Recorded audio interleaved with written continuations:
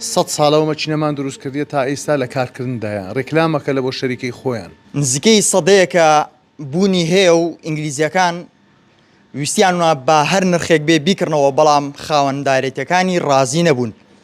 سڵاوی خواتان لێبێت ئەمە باسی ئاشی مام خدرە لا کۆیە. من بۆ زانیاری زیاتر لەگەڵ خاوەنی ئاشەکە زانا خدر گفتگۆ دەکەم. کاک زانا بفەرم بۆ ئێرە سڵاو لێبێ. ئەم ئاشە لە ساڵی چەندەوە دامەزراوە؟ ئەم ئاشە لە ساڵی 1927 باوکی مام خدر حاجی کاکەمین دەکات دایناوە. لە ساڵانی 44 و 45 مام خدر لەسەرەوە ئاشەی کاری کردووە تا 2019 کۆچی دوایی کرد. واتە ئەم ئاشا هی باپیرتان بووە؟ ئی باپیر مامە باوکی مام خدر دەکات باپیری من.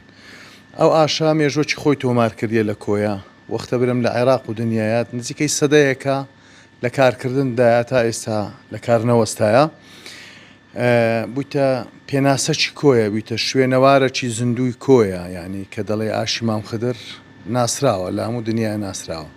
دەوترێ ئەم ئاشا ئینگلیزەکان کاتی خۆی هێناویان و لە کۆی دایانناوە؟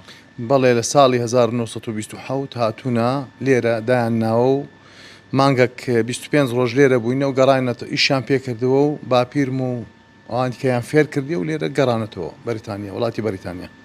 دەوترێ هاتوونەتەوە بەم ساڵانی دوایی چەند جارێک هاتوونەتەوە ویستیان ئەم ئاشە لە ئێوە بکردنەوە. ئەمە چۆنە بۆم باسکە؟ بەڵێ 3 جار هاتنەوە 2016 هاتن 2018 هاتن 2020 هاتن دوای کۆچی دوایی باوکم ئەمە قبولمان نەکرد پارەکی سۆر خەیالیاندا ئەمە رازی نەبووین بیدەینەوە لەبەرەوەی ئامانجی هێشتنەوە ئیمە ئەو ئاشە لۆ پارە نییە لۆ ناوی مام خدر و لۆ بۆ شوێنەوارەکی کۆی زیندووە. دەکرێت پێم بڵێ ئاسایە پێم بڵێ بڕی پارەکە چەند بکە؟ زۆر بوو پاڵەکی زۆر بوو زۆر خەیالی بوو زۆر بوو بە هەموو کەس خۆی لەبەرەوە پارێ ڕناگری ئێمە نەباین هەرچ کەسێک با دەیدا بەڵام ئامانجی هێشتنەوەی مە ئاشەکەی نەک پارەکە. باسی 4 ملیۆن دلار دەکرێتەوە؟ بەڵێ زیاتریش بەڵێ زیاتریش. ئێوە لەبەر داهاتی ئێستای ئاشەکە ناتاندایان مێژوەکەی و دەیەوی پارێ؟ نەخێر مەسەلە نەمەسەلە داهاتە دەمانەوێ مێژوەکەی بپارێزوین و یەکەمینش ناوی مام خدری بمینێتەوە دووەمین مێژوەکەی بپارێزرێتن.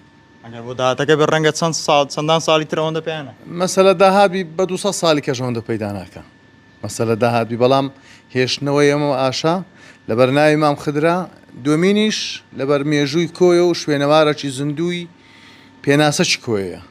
بۆچی داویست ئەم ئاشە بکردنەوە؟ ئەوان دەیان برد لەوێن دەردایان دەنا لە ئەین شەریکەی مایە لە بەریتانیا دەریگوت ئەمە 100 ساڵەوە مەچینەمان دروست کردیە تا ئێستا لە کارکردندایە ڕێکلامەکە لە بۆ شەریکەی خۆیان. چاوەڕە دەکەن جارێکتر بێنەوە و بیانەوەی بیکردنەوە؟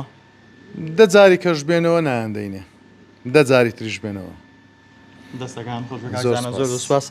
بەڵێ ما وتەی کاکزانایە کوڕی مام خدری ئاشەوانە کە مام خدر باوکی لێرە کاری کردو و ئاشەکەی دامەزراندووە و لەگەڵ ئینگلیزەکان وە خۆی باسی کرد ئینگلیزەکان 3 جار هاتوون بۆی ئەم ئاشە بکردنەوە و پارەیەکی خەیاڵیان داوە بەڵام ئەوان بۆ پاراستنی مێژوو شوناسی ئەم شوێنە و ئاشەکە و ناوی باوکیان ئامادە نەبوون بیفرۆشن.